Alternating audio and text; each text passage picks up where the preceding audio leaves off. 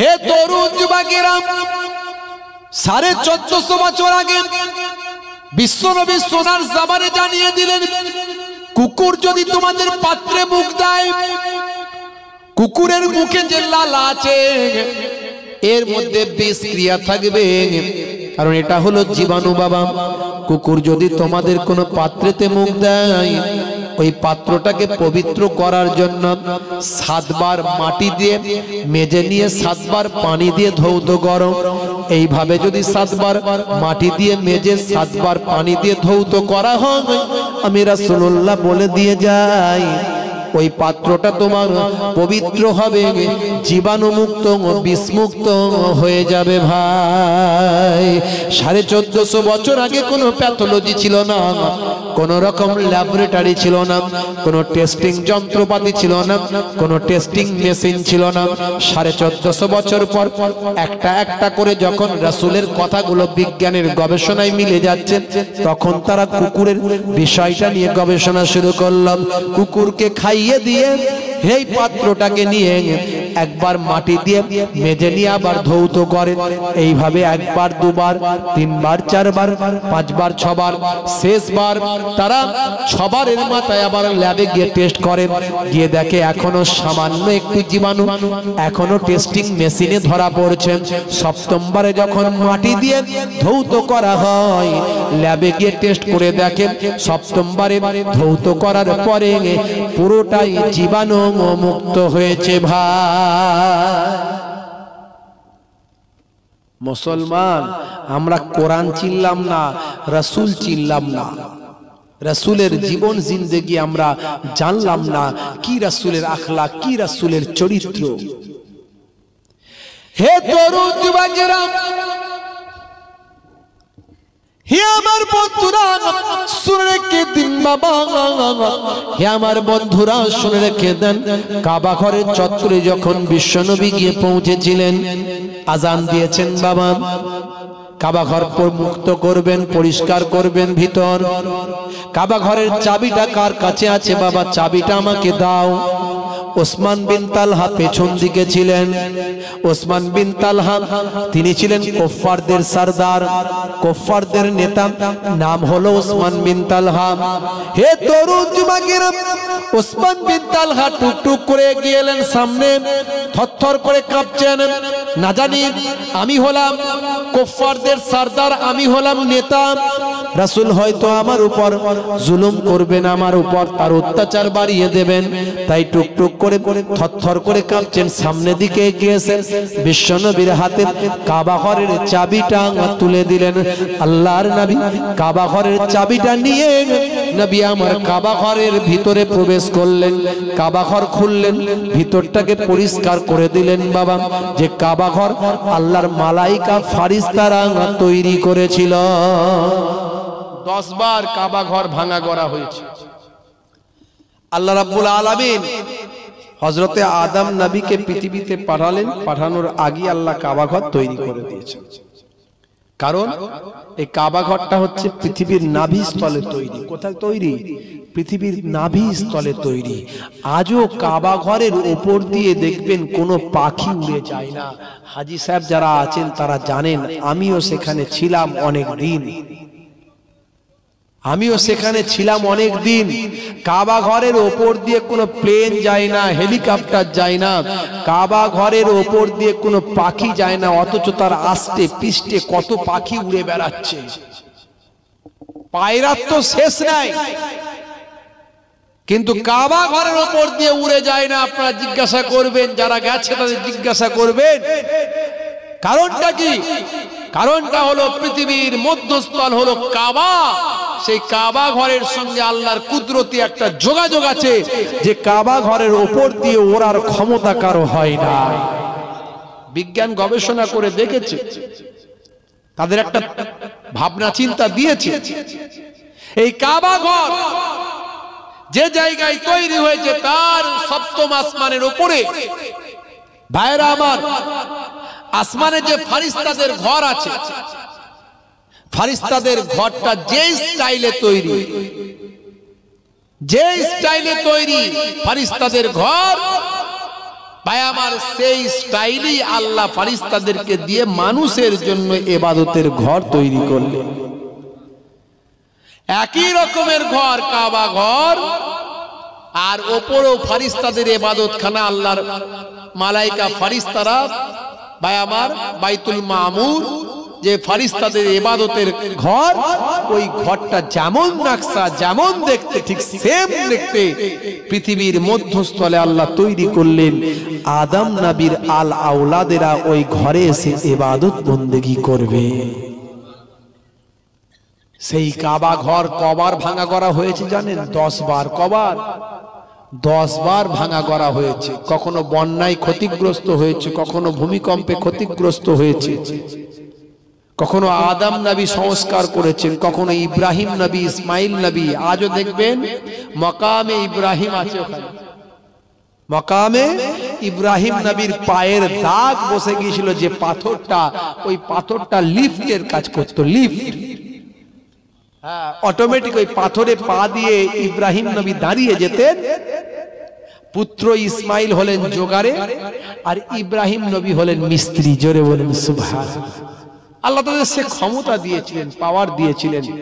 পায়ের দেখেন, পায়ের এটা দেখবেন এত বড়, মাশাআল্লাহ অনেক বড়।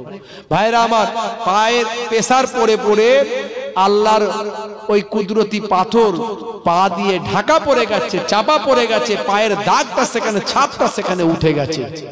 ওই পাথরটা ছিল লিফট হিসাবে কাজ করত। যেদিকে যাওয়া দরকার ছিল সেদিকে ইব্রাহিম নবীকে তুলে নিয়ে চলে যেত। জোরে বলুন সুবহানাল্লাহ। আজও সেই পাথরটা ওখানে মাকামে ইব্রাহিমের জায়গায় রাখা আছে।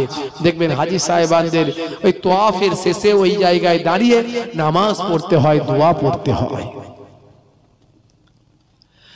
হে তরুণ যুবকেরা, হে আমার বন্ধুরা, শুনে রেখে দিন বাবা, জেনে রেখে দেন, আল্লাহর নবী কাবা ঘরের ভিতরে প্রবেশ করলেন। কাবা ঘরের ভিতরে প্রবেশ করে ভাইরা আমার তরুণ যুবকেরা শুনে রেখে দেন, ওই কাবা ঘরের ভিতরে প্রবেশ করে ভাই আমার, দোস্ত আমার, নবী আমার কাবা ঘরকে মুক্ত করলেন, পরিষ্কার পরিচ্ছন্ন করলেন। কাবা ঘরের দেওয়ালে একটা পাথর আছে, পাথরটার নাম কি? জোরে বলেন। হাজারে আসওয়াদ বলি, আসলে ছিল আবিয়াদ, মানে হচ্ছে সাদা পাথর। কি ছিল? সাদা পাথর ছিল। ওটা মানুষের গোনা টানতে টানতে কালো হয়ে গেছে। ওটা কি কোথা থেকে নিয়ে এসেছিলেন? কে নিয়ে এসেছিলেন? হযরতে আদম আলাইহিস সালাম ওই পাথর প্রথম নিয়ে এসেছিলেন। কোথায় নিয়ে এসেছিলেন জানেন? কোথায় নিয়ে এসেছিলেন বলেন তো? এই ভারতের মাটিতে নিয়ে এসেছিলেন। জোরে হবে না? এই জন্য ভারতের মাটি নবীদের পা পেয়ে খাঁটি। এই ভারতের মাটিতে দেখবেন বিপদ আপদ কম হয়। অন্যান্য দেশে যত বিপদ আপদ হয় তার তুলনায় ভারতের মাটিতে বিপদ কম হয়। কারণ ভারতের মাটিতেই পৃথিবীর প্রথম পুরুষ, প্রথম মানুষ, আমাদের আদি পিতা আবুল বাসার হযরতে আদম আলাইহিস সালাম এই ভারতের মাটিতেই প্রথম পা দিয়েছিলেন। জোরে হবে না? যারা বলে মুসলমানদের এই করব, হাইয়া করেঙ্গে তাইয়া করেঙ্গে, তারা জানে না যে ভারতটা হলো মুসলমানদের বাপের দেশ। কথা ঠিক না ভুল? হযরতে আদম নবী আমাদের বাপ। কথা ঠিক না ভুল? জোরে বলে। আবুল বাসার আমাদের বাপ, সমস্ত মানুষের বাপ। তখন ভারতবর্ষ অখণ্ড ভারত ছিল। এই যে এখন দেখছেন না শ্রীলঙ্কা ভাগ হয়ে গেছে, তখন সিংহল শ্রীলঙ্কা, শ্রীলঙ্কা ভারতে ছিল। এই যে নেপাল, ভুটান, শ্রীলঙ্কা, পাকিস্তান, আফগানিস্তান, মায়ানমার, এ সব ভারতবর্ষে, সব নিয়ে ভারতবর্ষ। এখন তো বাবা শ্রীলঙ্কা হয়ে গেছে, তখন ভারতবর্ষ। ওটাকে সিংহল বলা হতো, সিংহল। ভাইরা আমার, 350 বছর কান্নাকাটি করার পরে জাবালে রহমতে গিয়ে জেদ্দায় পাঠানো হয়েছিল মা হাওয়া আলাইহিস সালামকে। আর এই শ্রীলঙ্কা সিংহলে ভারতে পাঠানো হয়েছিল হযরতে আদম আলাইহিস সালামকে। আদম নবী যখন এসেছিলেন জান্নাতি পাথরটা নিয়ে এসেছিলেন, জোরে হবে না, জান্নাতি পাথরটা নিয়ে এসেছিলেন। আর আল্লাহ বললেন আদমকে যখন আমি রাখবো না জান্নাতে, মা হাওয়াকে যখন রাখবো না, হে ইবলিস শয়তান তোর জন্য যখন তারা গামদাম ফল খেয়েছে ওই গাছের, কেউ কেউ বলে ওটা আঙ্গুর গাছ, কি গাছ? আঙ্গুর গাছ কেউ কেউ বলে, আরো অনেকে অনেক গাছের ব্যাখ্যা দিয়েছেন। সেই গাছের ফল যখন খেয়েছে তখন তারা যখন জান্নাত থেকে দুনিয়াতে যাবে তোকেও আর জান্নাতে রাখবো না, ইবলিস শয়তানকেও পাঠিয়ে দিল। হে তরুণ যুবকেরা, কাবা ঘরের দেওয়ালে সেই কোণেতে আজও জান্নাতি পাথরটা আছে। ওই জান্নাতি পাথরটায় আমি এবারে গিয়ে হাত দিয়ে এসেছিলাম। মুখ দেওয়া খুব কঠিন ব্যাপার, হজের সময় মুখ দিতে গেলে লাইফ রিস্ক আছে, পেছন থেকে এমন চাপ আপনি মুখ বের করতে পারবেন না। অনেক মানুষ মারা যাচ্ছে, শহীদ হয়ে যাচ্ছে, ইন্তেকাল হয়ে যাচ্ছে। কত মানুষ প্রতি ওয়াক্তে জানাজা, প্রতি ওয়াক্তে 3টে 4টে 5টা করে জানাজা। হে তরুণ যুবকেরা, হে আমার বন্ধুরা, শুনে রেখে দিন বাবা, কাবা ঘরটা পরিষ্কার করলেন বিশ্বনবী, জান্নাতি পাথরে চুম্বন করলেন, কাবা ঘর পরিষ্কার করলেন, কাবা ঘরে তালা মারলেন, তালাটা মেরে দিয়ে বললেন এদিকে লক্ষ লক্ষ সাহাবারা আছেন, লাক্ষাধিক 1 লক্ষেরও বেশি সাহাবা দাঁড়িয়ে আছেন, অপরদিকে মক্কার যত কুফারে কুরাইশরা সব লাইন করে দাঁড়িয়ে আছে, as like is a statue, একটা স্ট্যাচুর মতো সকলে ইন্তেজার করছে, অপেক্ষা করছেন একটা পিন, ভাই আমার কোনো কিছু পড়লে শব্দ হবে, এত সাইলেন্স জোন আছে বাবা। হে তরুণ যুবকেরা, বিশ্বনবী তালাটা মারলেন, চোখ ভরা পানি, বুক ভরা বেদনা নিয়ে আল্লাহর দরবারে সিজদা করে চোখের পানি মুছে নিয়ে নবী আমার বাইরে বেরিয়ে দরজাখানা, কাবা ঘরের দরজাটা লক করে দিলেন, তালাটা মারলেন বাবা, তালাটা মেরে বললেন কে আছো? এই কাবা ঘরের দেখভাল করবে বাবা, কাবা ঘরের খেদমতটা করবে, দেখাশোনা করবে, কাবা ঘরের দেখভালটা করবে, কে আছো বাবা, কে আছো? এমন সময় কারো হিম্মত হচ্ছে না আমি কাবা ঘরের দেখভাল করব, আল্লাহর বাইতুল্লাহ শরীফের আমি দেখভাল করব, এ কথা বলার কারো হিম্মত হচ্ছে না। কেন কেন হিম্মত হয় না? সামনে আবু বকর সিদ্দিক আছে, সামনে ওমর ফারুক আছে, সামনে ওসমান জিন্নুরাইন আছে, সামনে আলী মুর্তজা কারামাল্লাহু ওয়াজহু আছে। 10 জনকে আল্লাহর নবী দুনিয়াতে জান্নাতের সার্টিফিকেট দিয়েছিলেন, কথা ঠিক না ভুল? জোরে হবে না, জোরে হবে না। 10 জনকে আশারায়ে মুবাশশিরা, সুসংবাদ যাদের দিয়েছিলেন, 10 জন সুসংবাদ প্রাপ্ত।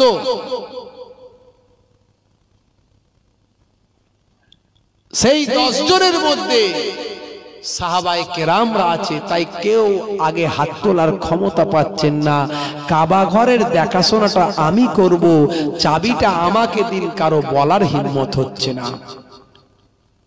অথচ কিছু মানুষ এখন বেরিয়েছে, কেউ হযরতে আলী রাদিয়াল্লাহু তাআলা আনহুর ভক্ত সেজে আমিরে মাবিয়া রাদিয়াল্লাহু তাআলা আনহু, যিনি কাতেবে ওহী ছিলেন, ওহী লিখতেন যিনি, আল্লাহর কোরআন যখন নবীর কাছে আসতো তিনি লিপিবদ্ধ করতেন, এই রকম কয়েকজন সাহাবীর মধ্যে তিনি একজন ছিলেন কাতেবে ওহী।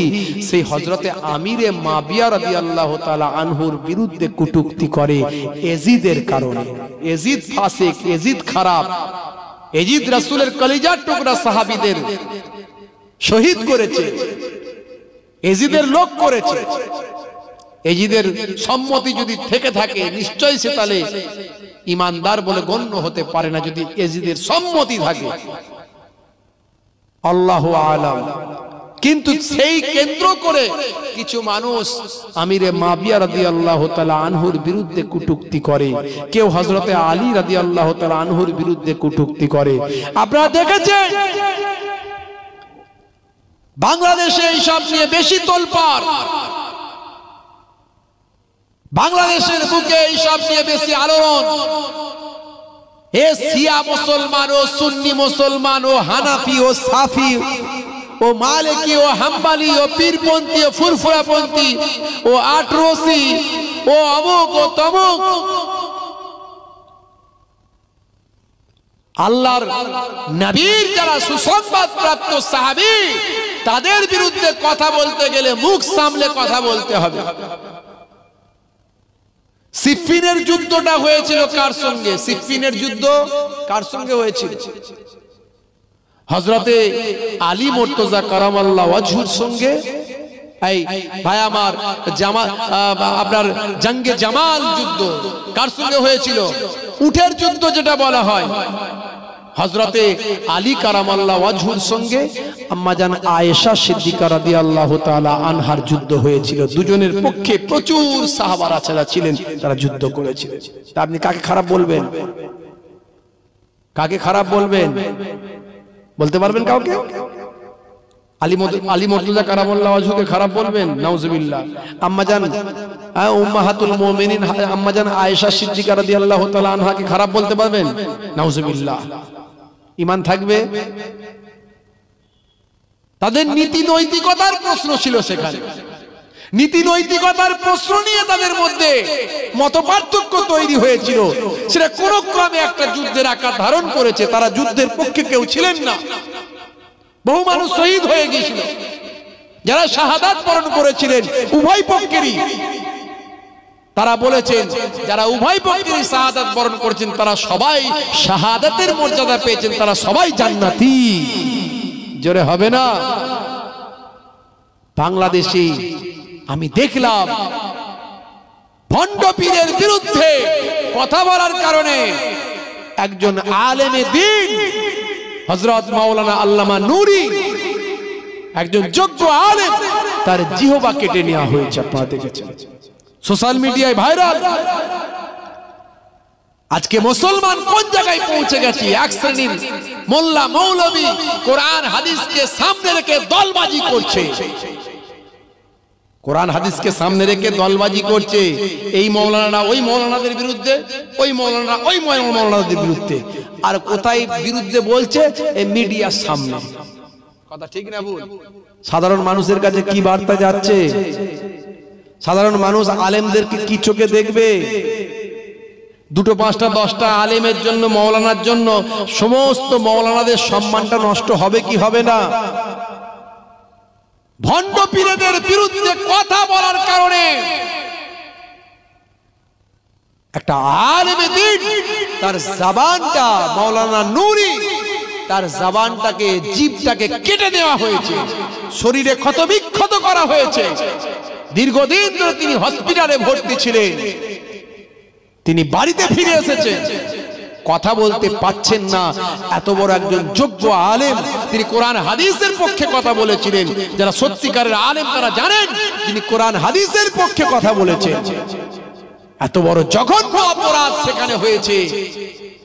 আমার পশ্চিমবঙ্গ তো অনেক ভালো, আমার বাংলা তো অনেক ভালো, যেখানে এত পার্সেন্ট ভাই আমার 90% 95% মুসলমান যেখানে বাস করে, সেখানে একটা আলেমের নিরাপত্তা কোথায়? অন্যায়ের বিরুদ্ধে কথা বললে কোন হিন্দু তাকে মারতে আসে না, কোন খ্রিস্টান আসে না, কোন জৈন বৌদ্ধ আসে না। মুসলমান মুসলমানের উপর আঘাত করে, মারছে মুসলমান, মরছে মুসলমান। কথা ঠিক না ভুল ভাই বলেন? কোর্টে গেলে মুসলমান, থানায় গেলে মুসলমান, জেলে গেলে মুসলমান, পুলিশ গাড়ি ঢুকছে কোথায়? মুসলমান পাড়ায়। এই পঞ্চায়েত ভোট আসছে, মারবে মুসলমান আর মরবে মুসলমান। একটা আলেমের জিভ কেটে নেওয়া হয়েছে, তিনি লিখে লিখে সব বক্তব্য জানাচ্ছেন। ডাক্তার বাবু বলেছেন জিভটাকে জোড়ার চেষ্টা চলছে, আল্লাহ যদি চান হয়তো আগামী দিন তিনি কথা বলতে পারেন। নতুবা তিনি জীবনে আর কথা বলতে পারবেন না। এত বড় আলেম, তার হৃদয়ের ভিতরে কোরআন, হৃদয়ের ভিতরে তাফসীর, হৃদয়ের ভিতরে হাদিস, কিন্তু তিনি মানুষের কাছে পৌঁছাতে পারছেন না। আজকে মুসলমান আমরা কোন জায়গায় চলে গেছি? আমরা কোরআন হাদিসের অপব্যাখ্যা করছি, সঠিক ভাব, সঠিক ভাবনা, সঠিক চেতনা আমাদের মধ্যে আসছে।